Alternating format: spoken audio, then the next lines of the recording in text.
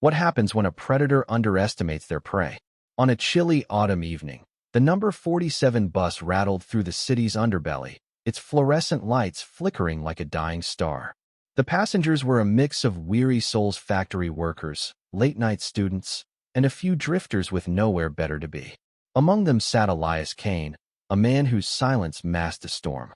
His leather jacket was frayed at the cuffs, his eyes fixed on the rain-slicked windows, but his mind was elsewhere, back in deserts and jungles where survival demanded more than courage. Elias was a ghost in the world now, a former Special Forces operative who'd traded battlefields for a quiet life. He didn't talk about the medals buried in a drawer or the nightmares that woke him at 3 a.m. To the world, he was just another passenger, his broad shoulders hunched, his calloused hands folded in his lap. But beneath that calm exterior burned a fire, tempered by years of discipline and loss. The bus screeched to a stop at a desolate corner, and the doors hissed open. A man swaggered aboard, his hoodie pulled low, eyes darting like a wolf sizing up a flock. He was young, lean, and carried the kind of confidence that comes from a switchblade in his pocket. The mugger scanned the seats, his gaze settling on an elderly woman clutching her purse. Her hands trembled as she fumbled with a tissue, unaware of the shadow looming closer. Elias saw it all. He'd been trained to read threats in a glance, the way the man's fingers twitched, the subtle bulge under his sweatshirt. Most would have looked away, pretending not to notice. Elias didn't. He shifted slightly, his body coiled like a spring, but his face remained unreadable. The mugger made his move as the bus lurched forward. "Gimme the bag, lady," he snarled, flashing the blade just enough to glint under the lights.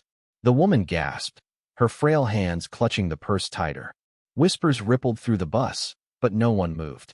Fear was a chain, binding them to their seats. Except Elias.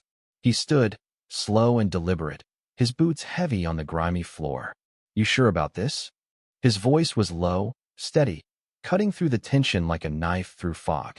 The mugger spun, startled, sizing up the man who dared interrupt. Elias was older, maybe in his 40s, but there was something in his eyes, something that made the younger man hesitate.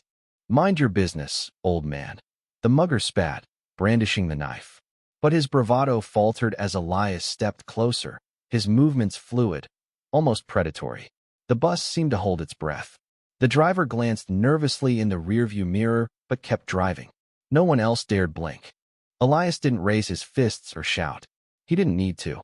"Put it down," he said, his tone carrying the weight of someone who'd seen death, and walked away. The mugger lunged, a clumsy strike aimed at Elias's chest. In a blur, Elias sidestepped, his hand snapping out to seize the wrist holding the knife. A twist, a muffled crack, and the blade clattered to the floor. The mugger yelped, stumbling back, but Elias was already moving, pinning him against a seat with a grip that felt like iron. It was over in seconds. The mugger's arrogance dissolved into panic as Elias held him, not with anger, but with a weary kind of resolve. "You picked the wrong bus," Elias said, his voice barely above a whisper. He didn't need to raise it. The passengers stared, some in awe, others in relief, as the elderly woman clutched her purse and sobbed quietly. Elias didn't linger for thanks. He tied the mugger's hands with a zip tie from his pocket, a habit from years of never being unprepared, and sat back down as if nothing had happened. The bus erupted into murmurs, but Elias just stared out the window again, the city's lights blurring past. The driver called the police, and at the next stop, officers hauled the mugger away, still dazed by his miscalculation. As the bus rolled on, the elderly woman approached Elias, her voice trembling. "Thank you," she said, tears in her eyes. "You didn't have to do that." Elias met her gaze, his expression softening for the first time. "Someone had to," he replied. He didn't say it for praise. He said it because it was true.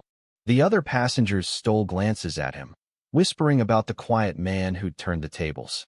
They didn't know his story, didn't know about the friends he'd lost in far-off wars, or the weight he carried every day.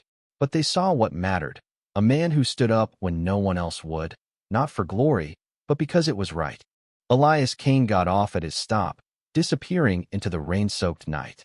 The bus carried on, but the story of the mugger who picked the wrong bus lingered, a reminder that heroes don't always wear capes. Sometimes, they're just the quiet ones, carrying skills and scars no one else can see. And sometimes, That's enough to change everything.